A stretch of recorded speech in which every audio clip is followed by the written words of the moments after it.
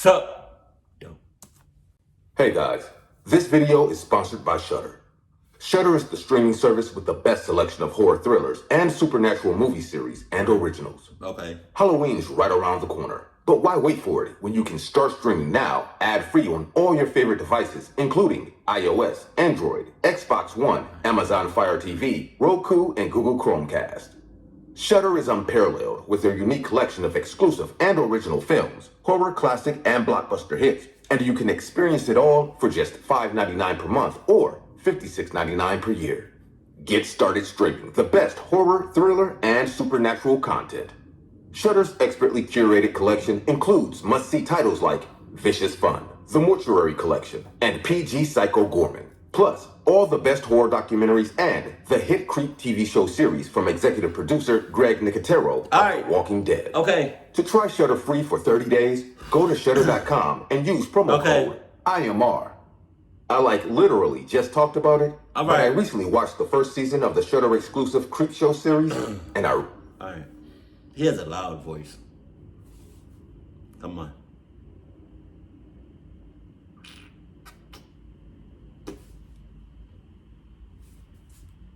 Go to Shudder.com and use promo. Thank you. Jesus. I'm glad he did this in the first part. My brother Eddie and I loved Halloween. We both had major sweet tooths, so our favorite thing to do on Halloween was trick-or-treating with our friends. Right. On the last Halloween we ever had together, I went as Batman, while he went as Superman. Right. All our friends were dressed like superheroes to fit with the theme we had going on for us. Miles Morales. There were 5 of us in total, and we went down the same trick-or-treating route we'd used for the last few years. We met the same familiar faces who'd come to expect us, and got compliments on our costumes on every house we knocked on. Once we finished with the route, we sat down at a public bench for a small snack break. We'd finished a little earlier than expected, and the night was still young, so none of us felt like going home just yet. Are you guys down for trick-or-treating at a new street tonight? I don't see why not. Yeah, sure. Where do you want to go? I overheard some of the other kids talk about a house with homemade sweets a few blocks down from here. A new street? New block? New houses? I'm good. I'm alright. I would have been, out of that group of kids, I would have been like,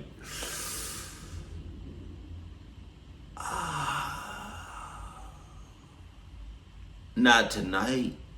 Not tonight. Or any other night. You know, I'm just cut off all ties with y'all. Yeah. That was just... It's that creepy house with the dead tree outside. Jesus. You guys know it, right? No. I thought that house was abandoned. Apparently not. It sounded like the candy was really good by the way they talked about it. Pause. We all unanimously agreed that it couldn't hurt to visit the house. Yes, it most definitely could hurt a lot. Like a lot. We were going to be trick-or-treating out in the open in full view of every other trick-or-treater, so we thought it'd be safe enough. Eddie led our group ahead to the house he was talking about. Every kid in the neighborhood knew about the house. But up until then, I'd assumed that it was abandoned too.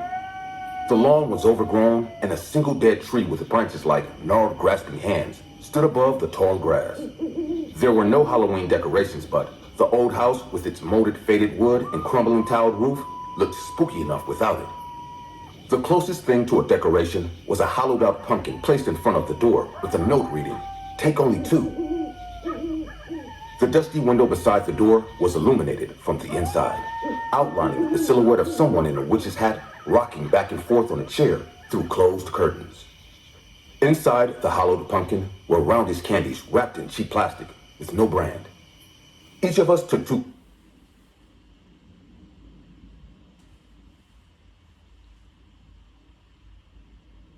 That candy looks sus as hell.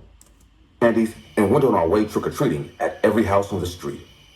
Eddie and I arrived back home a little earlier than expected, at around 7 o'clock, and opened the door with a hidden key under the flower pot. Our parents were out that night for work and wouldn't be home until midnight, so we had the place to ourselves in the meantime. In the spirit of the holiday, we both sat on the couch and watched some R-rated horror movies while gorging ourselves on our trick-or-treat candies. Halfway through the movie, Eddie unwrapped the candy from the witch's house. It turned out to be a bright orange piece of candy shaped like a jack-o'-lantern. He tossed it into his mouth, and I saw his eyes go wide. Bro, no kidding. This is delicious. Is it?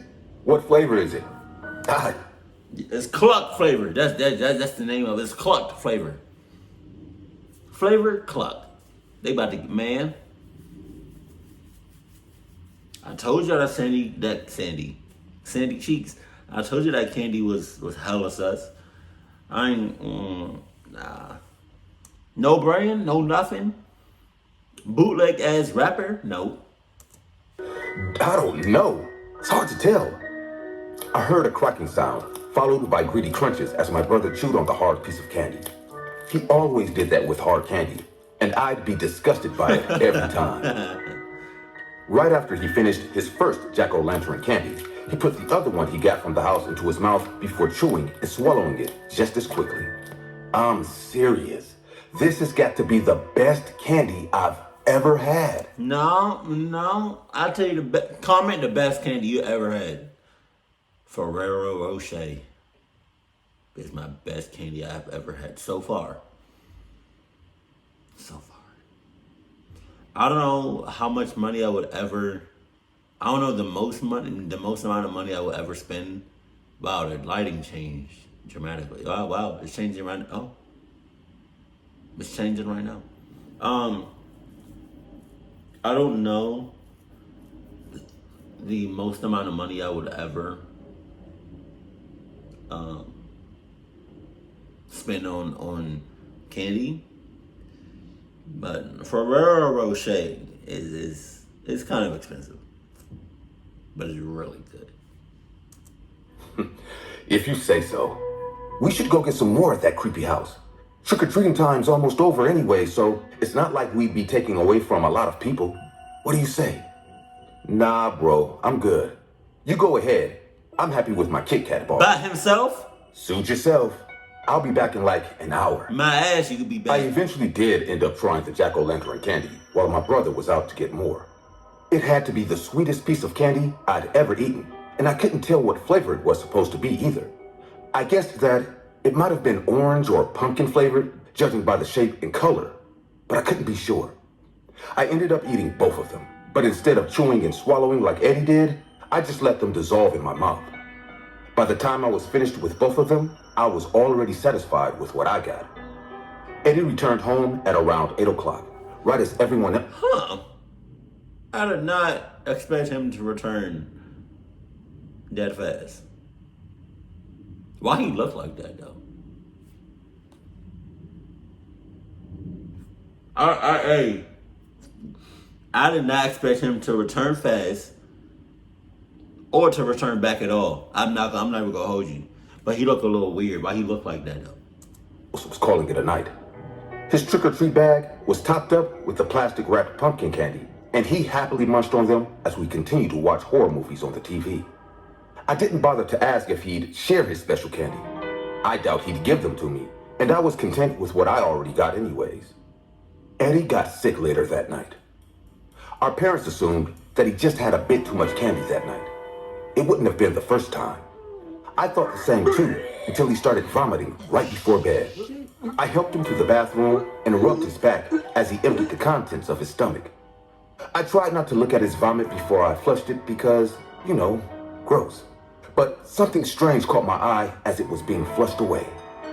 Scattered and floating in his sludgy yellow vomit were over a dozen of the jack-o'-lantern candies, still perfectly intact instead of dissolved or even cracked. Oh no! The sinister black grins and half-closed eyes almost seemed to be mocking my brother as he puked more and more of them out for me to flush down the toilet. Eddie went to bed sicker than ever that night. We shared a bedroom, so I was able to hear every cough and uncomfortable groan he made as we both struggled to go to sleep. Eventually, I did manage to drift off into a dreamless sleep as my brother struggled to find a comfortable position in the bed beside me. I didn't know how long I slept. It might have been minutes or hours for all I knew. I was woken up in the middle of the night by the sound of muffled screaming in the bed beside me. My eyes flew open, and I turned my head towards my brother's bed. "Eddie, are you all right?" My blood froze in my veins at what I saw. Standing over my Oh brother, God! holding one warty hand over his mouth, was an honest-to-God witch. She wore a long black robe that covered every part of her body, save for her gnarled hands with yellow fingernails so long and sharp they looked like claws. Her skin was the color of green bile and covered in warts and boils that looked like they could pop at any moment. In one fluid motion, she dragged a long, sharp fingernail across my brother's stomach. When she did, hundreds of the orange jack-o'-lantern candies spilled out of him, and my brother Hundreds? went silent and still. She shoveled candy into a black bag, but stopped at the final 2 pieces of candy. She took the last 2 candies and looked at me dead in the eyes with shrunken black pupils. I couldn't move. I couldn't even scream because my brain still refused to process what I'd just seen. The witch placed the final 2 pieces of candy on my nightstand and uttered 2 words that would forever haunt me. Take only 2.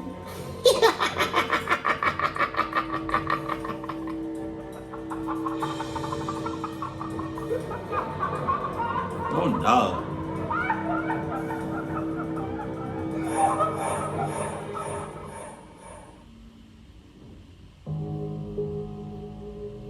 This happened when I was 8 years old. I was a hyperactive kid in my childhood. My parents spoiled me to such an extent that I also never hesitated to bully kids less than my age. In a few words, I wasn't a good kid back then.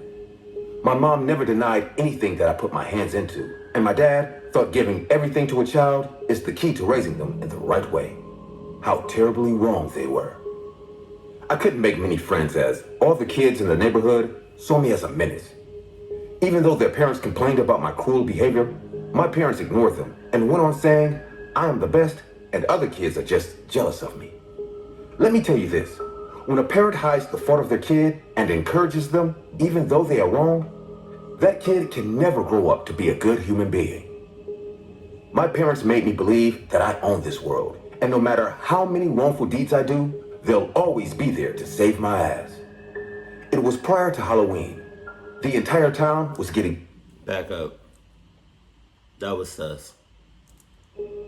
My parents made me believe that I own this world, and no matter how many wrongful deeds I do, they'll always be there to save my ass. So no matter like the clucked up shit you do in this world, no matter what level of cluckness you perform, your parents are always gonna have your back. That's wow. That's crazy. So you realize can do the most evilest shit, and your parents be like, "Oh no, my baby. Oh, I got your back. I'm gonna bail you out. How much is the bail? $12 million. I got you. Come here. I'm sure you didn't mean to do it. I'm sure you did not mean to kill a whole town full of people and slaughter them. They don't see the goodness in you. What? It was prior to Halloween. The entire town was getting decked up with Halloween decorations. As usual, being the rich, spoiled kid, my dad brought me props enough to cover a huge mansion. I was hanging a huge jack-o'-lantern on the porch when I saw a few neighboring kids gathering on the side of the road talking among themselves.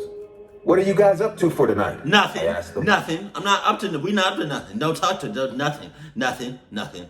Nothing. Nothing. It's nothing, man. It's nothing. It's nothing. Nothing. We're not up to nothing. We're not. All right. So, yeah, we just get the hell on, man. Get the hell on. We're not up to nothing. Jesus.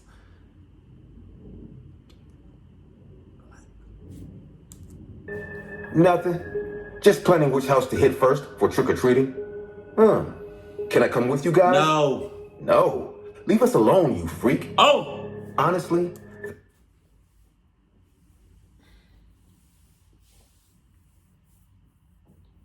I'm not even a part of this story. And calling somebody that, regardless if that person that's being called a freak is good or bad, calling somebody a freak is bad. That's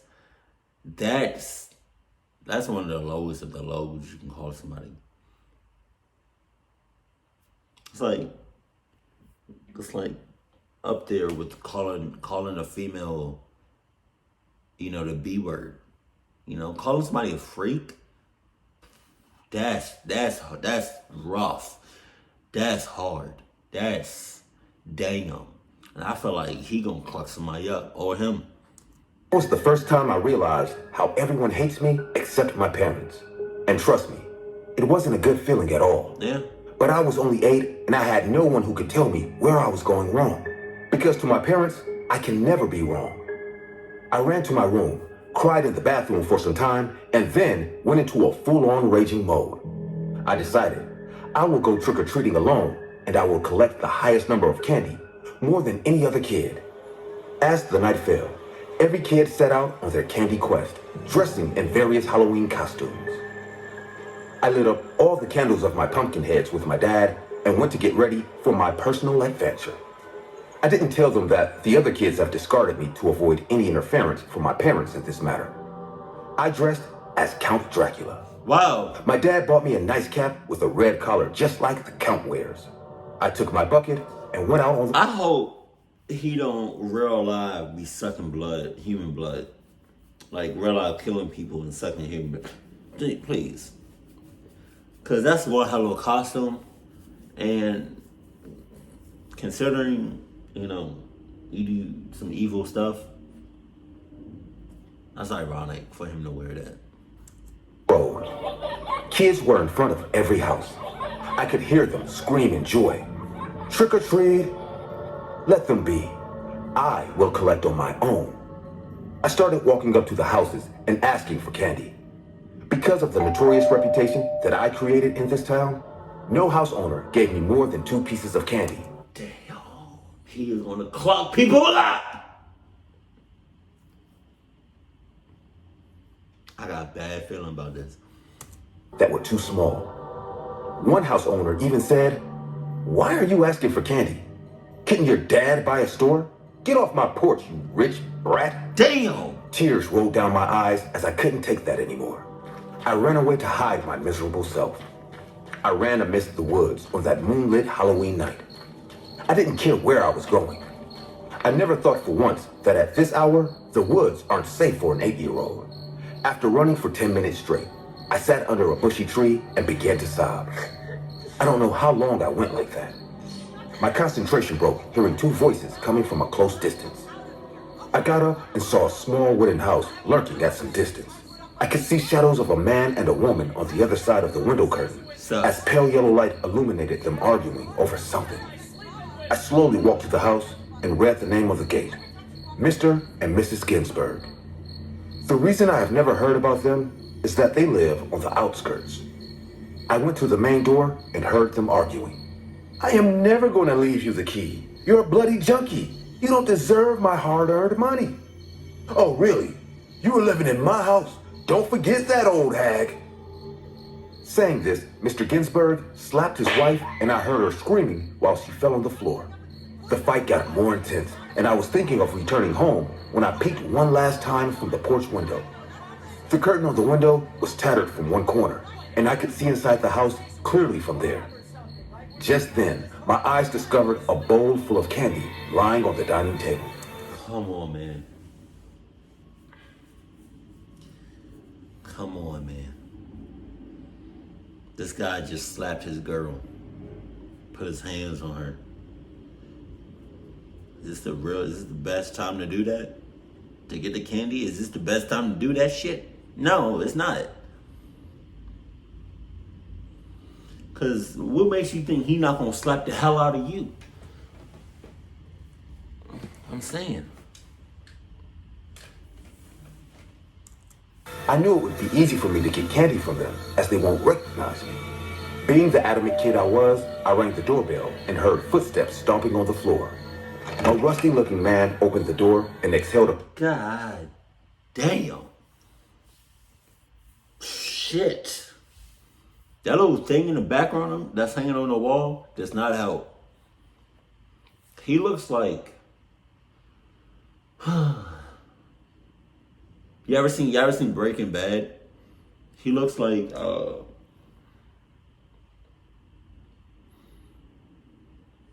what's the actor's name? Brian.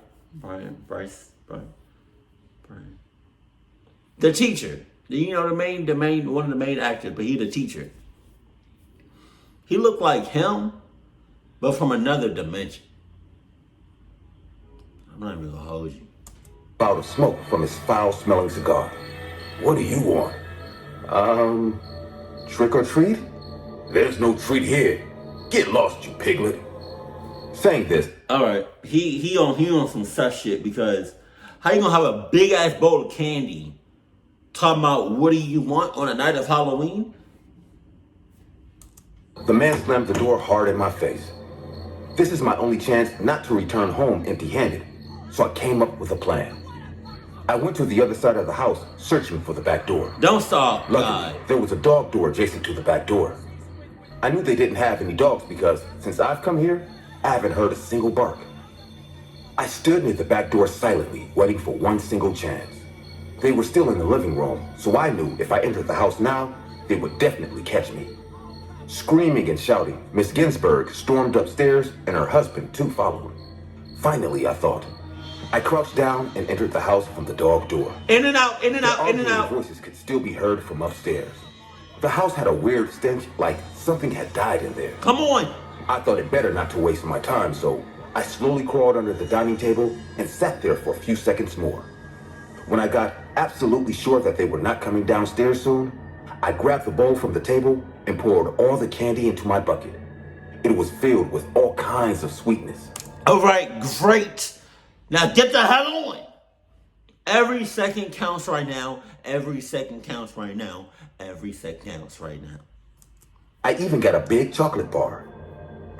After emptying the entire bowl, I put it over the table carefully and was about to go back just like I came in when a terrifying scream took place, followed by a loud gunshot. That's tough.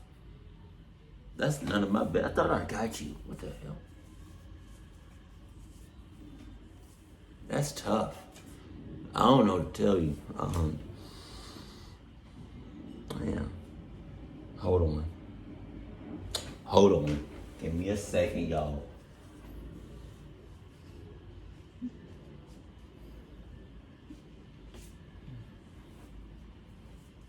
Okay.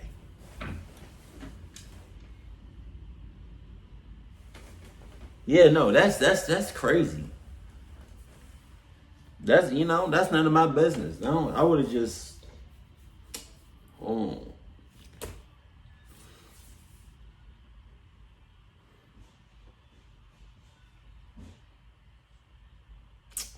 I'm gonna just go ahead and grab my candy.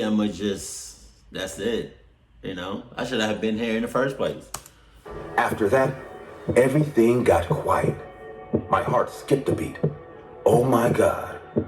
Before I could act on this matter, I heard footsteps rushing down the stairs. Out of options, I ran to the living room and rolled under the couch. I saw a pair of rusty brown boots going towards the kitchen sink and opening the tap in a hurry. There was no confusion in me that this man is none other than Mr. Ginsburg. I noticed his boots the first time I saw him. I could hear him washing his hands vigorously. He then walked to the main door and locked it. He did the same thing with the back door as well, and then again went upstairs. Holy crap. Now I can't even walk out from the main door.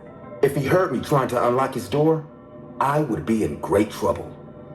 Being an 8-year-old, I tried to keep calm and think about how to get out of this situation. I thought to walk back to the back door again and sneak out from the dog door, but before I could come out, I heard a heavy sound. Something was being dragged down the stairs. Something heavy, as I could hear Mr. Ginsburg's grunting noises like he was pulling down a huge load. There's no way I can walk to the back door now because the stairs faced the back door. Lying down under the couch, I saw Mr. Ginsburg dragging down the body of a person. It was none other than his wife, who was alive a few moments back. Dragging her blood-drenched body, Mr. Ginsburg placed it parallelly to the living room couch. Her wide, silent eyes kept staring at me as blood poured out from her open mouth. I was in complete panic. Even though I wanted to, I couldn't cry because that'll make me this madman's next target. The draining blood started to come in my direction, and I slid away to avoid getting touched by it. But after a point, there was no space, and the warm, thick blood turned my white sleeves red. It was the most horrific experience of my life. I then heard Mr. Ginsburg stop near the dining table for a moment. Suddenly, he turned around and said in a grumpy voice, "Did you steal my candies, little piglet?" Oh my God, he knows now. There's no way I am getting out of this situation alive. "Come on out, little piglet. I won't hurt you. I have more candy for you. Come on out now." I knew very well that this man is lying, and all he is going to give me is a painful death. He started ransacking the living room to find me. One by one, he was pulling and kicking all the furniture as he realized I was hiding somewhere. As soon as he came near the couch, I jumped out before he could grab me and kicked him in the nuts. He crouched down in pain, and I ran towards the dog door, hovering in fear. I almost came out when he shot at me one more time, but luckily, he missed. The bullet went through my high neck cape, saving my life. I didn't look back, didn't stop because I could hear footsteps chasing me in those dark woods. When I finally saw the lights of our town, I could hear my parents yelling my name. Seeing me gone for such a long time must have worried them. I saw my dad standing in the road, and I ran to him and fainted in his arms. I woke up in my room, surrounded by cops and my sobbing parents. They noticed the bullet hole in my cape and thought some maniac tried to kidnap me. But I told the cops everything I saw in that house. Obviously, Mr. Ginsburg realized I will spit out everything about the crime, so he escaped right away, leaving his dead wife in that house. The cops searched the house, and along with the corpse of Miss Ginsburg, found a rotten dead body of a German Shepherd in their bathroom. Damn! Mr. Ginsburg is still on the list of most wanted, and I never went trick-or-treating after that. I also changed my behavior and became a quiet kid. I stopped going out much because the last time I entered the wrong house, I almost got killed. Hey guys, I see many of you commenting on my videos that this channel deserves 1 million subscribers. But I also see the percent of people who watch my videos aren't actually subscribed to the channel. So, if you like the content, want to support my channel, and want to see this channel reach 1 million subscribers, or maybe 500,000 subscribers, then go ahead, subscribe, and hit the bell icon. It's free, and you can always change your mind later. Right. Every year on October 31st, I feel nothing but crippling fear. In truth, I'm not afraid of the supposed ghouls that roam the night. Neither am I afraid of the evil demons that come to take us in the scary tales we tell. There's nothing I fear more than the pitter-patter of little children's feet roaming the street asking for candy. And this gruesome experience will tell you why. This incident happened 3 years ago. I had just bought a newly remodeled house. As I stood in the hallway of my new home, only 2 words ran through my mind. It's beautiful. I had been eyeing the house for a while now and immediately got an opportunity to buy it. I did. The house wasn't only beautiful, it had a reasonable price too, as apparently it had been in a terrible fire, one of which I didn't know the details of. But due to that incident, the house's value was reduced, thus making it cheap, which was one of my incentives to get it in the first place. Buying the house and moving into a new neighborhood was the beginning of a fresh start for me and my 1-year-old daughter, Elizabeth Foster. Being a single mother wasn't easy, but my little baby girl was the light of my life, and I swore to give her the best that I could. The first few months were nothing but perfect. I had completely settled down, and I had made a lot of friends around the neighborhood. After the summer, autumn was fast approaching, and with it, the Halloween season. Decorations began to go up, and I became excited to spend my first Halloween in the new neighborhood. It was on the 31st of October, 2013. The day started out great as people in costumes filled the streets. By the time it was 5:30, I began to hear knocking at the door. I opened up to see the cutest children in costumes, and with a big smile, they said, "Trick or treat." I gladly obliged, and I gave them as much candy as I could. The following hours went the same way as the knocks on the door just kept coming. I didn't complain as the sight warmed my heart, and I began to think how adorable my own daughter would be when she's old enough to dress up and go out for her first trick-or-treating. Or not. I stayed up giving out candy till it was really late, and at around 10 p.m., the knocks on the door had stopped. I realized I was out of candy, and I decided to call it a night. So I turned off the lights before going to check on my sleeping daughter in her room. After that, I brushed my teeth and I went to bed. I didn't sleep for long before I was abruptly awoken by loud knocks at the door. I looked at the clock beside my bed and it was 12:01 a.m. Perplexed at who was knocking at this hour, I went down to check. I opened the door to see two children. It was dark, so I couldn't make out their faces well. The first child was a boy who I assumed was 9 years old. They ain't cahoots. Yeah, they ain't cahoots. And he held the hand of the second child, a 5-year-old girl who I assumed was his sister. Before I could say anything, they both said, "Trick or treat," in unison. I was completely baffled to see children out at this time, as it was extremely late. So I blurted out, "Whoa, it's really late, kids. I'm guessing you guys should go home. I'm all out of candy." I couldn't see their faces well, but I could tell that they were angry at the fact that I didn't have any candy to give them. So they frowned their faces and said, "Trick or treat." I could notice the anger in their voice as they said that, and I began to get scared. So I said, "Trick or treat." Door.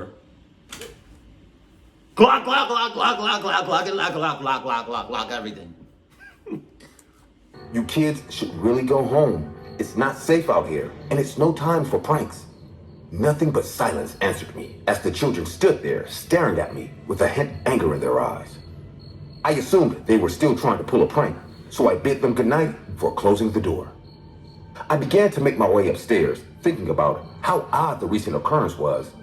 And before I could reach my room, I began to hear noises coming from the kitchen. Thinking they were burglars, I rushed down to see what was going on.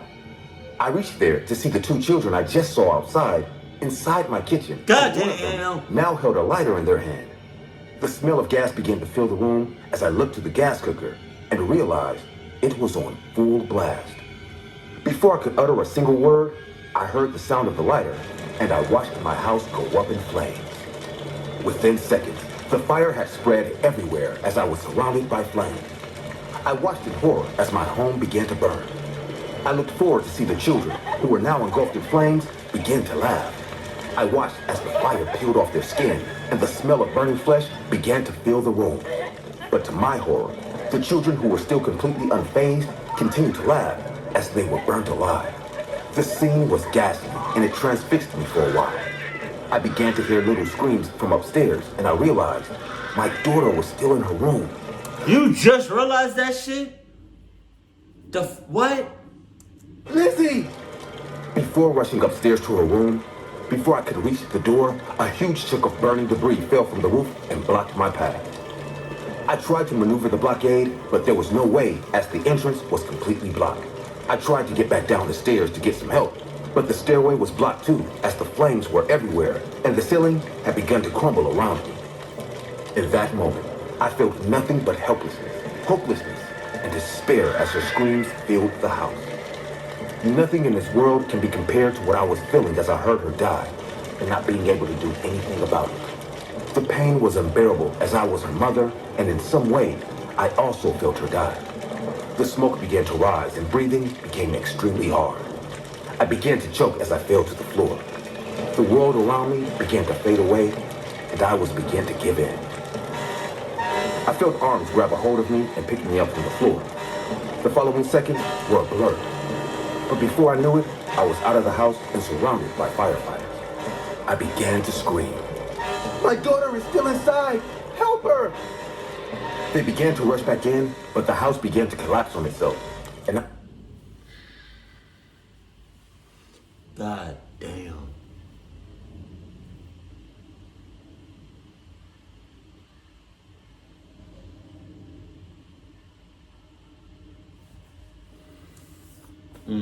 Now every Halloween. Jesus. I knew it was hopeless. As I watched the house crumble with my daughter in it, I felt a piece of me die, and I couldn't do anything but cry my heart out. After a while, my grief began to turn into anger as I cursed the children who did it. I decided to call the cops, as with my daughter gone, the only thing I could get now was justice. They escorted me to the police station, and I gave them my statement. They looked at me like I was crazy when I explained to them that the children were laughing as they burnt alive. But I stuck to my story as I knew what I saw. The cops checked the house, and they said they only found the corpse of my 1-year-old daughter, and no other bodies were found. Knowing that they escaped made me more angry, so I demanded that they were found and brought to justice. I was then told to describe the children to the police sketch artist. I tried my best to tell them every detail I could remember, as I didn't see the children well. It took about 3 hours for the sketches to be finished. When it was done, all the cops looked baffled as they saw the final sketch. I was confused as they all began to look at me like I was mad. The elderly cop then asked me, "Are you sure these are the children you saw?" Angered and frustrated, I screamed back, "Yes, it's them. I know what I saw. Now can you please find them and bring them to justice?" The cop then looked at me and said, "Well, that's impossible, ma'am, because if these are the kids you saw, I can assure you that they couldn't have done it, as I knew them very well." I knew something was wrong when he used the word knew, but before I could say anything, he continued with, "These kids perfectly matched the description of the Johnsons' children, and the Johnsons are the family who formerly lived in the house that you currently reside in. I can assure you that it is completely impossible that these kids were responsible for the fire, as the family had all horrifically died in a similar house fire 5 years ago." Completely baffled and with nothing to say, I stood up and left the station. While I knew it defied all logic that dead children were responsible for the arson, a part of me believed it, as the odd things I saw that night began to make sense to me. After burying my daughter, I left town to move back in with my mother. Most days, I tell myself that it's too bad there's no justice system for the restless spirits that roam the world, as there was nothing I could do to find solace. Sometimes, I find myself thinking back to that day and wishing I had given them some candy, as I knew that if I did, they would have left me and my daughter alone. I hope my story is a lesson to all of you, as I urge you to fill your house this October with candy and treats to give, as it's better to give a treat than to experience the gruesome trick. You just said you hope. Hold on, I'm about to run that back because something didn't make sense. Okay.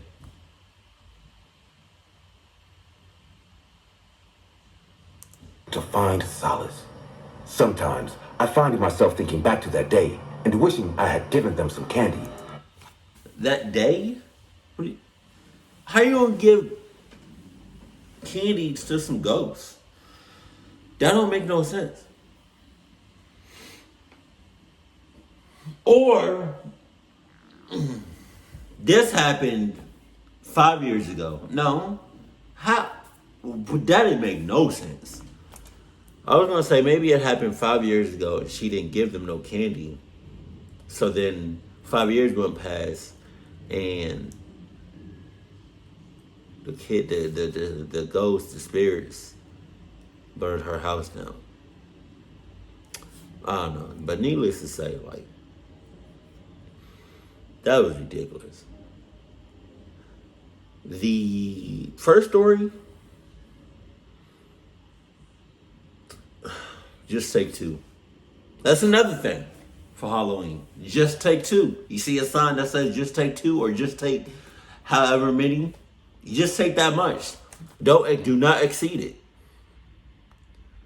But candies nowadays, especially on Halloween and certain rappers, in the way how people wrap up candy is sus.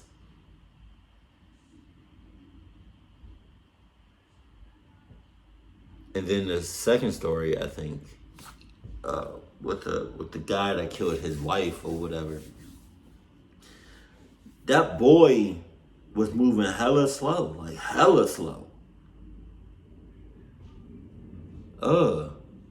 Like he would have been out as soon as he got that candy. He could have just hauled ass. And even then, like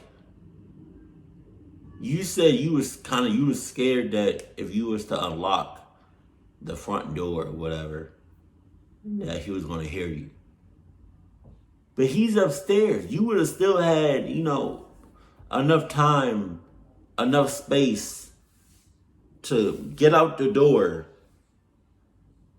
and it would have still been enough time for you to get out the door and like haul ass to somewhere safe. Cause it's not like he was right behind you. He was upstairs and you was downstairs.